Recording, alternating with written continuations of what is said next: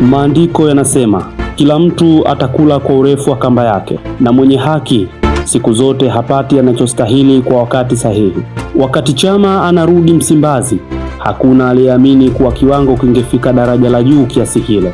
Chama ni mmoja kati ya mamilioni ya vipaji duniani, kuanzia skills, playmaking na magoli. Kuna muda naiwaza akili yake ya mpira inafanana na ile ya Mbelgiji KDB ndani ya ubora wake wa kipekee. Umeshawahi kusikia goli la Adagula au lile la Ryan Cheki?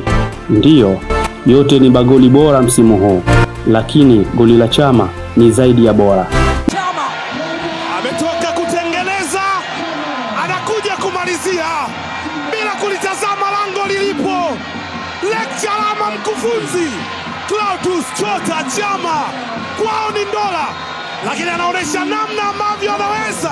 Ni goli lililopita mipaka ya ubora. Historia yake imeandikwa ndani ya dabi ya Kariakoo katika dimba la Meja Jenerali Michael Isamuhyo. Ufundi wake ukaonekana katikati ya imani ya Diarra, na sekunde chache tu zikatosha kugeuza kelele za mashabiki kwa kumbukumbu ya milele.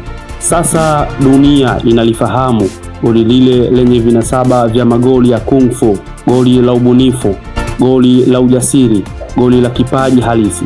Thank you Chama for the good moment.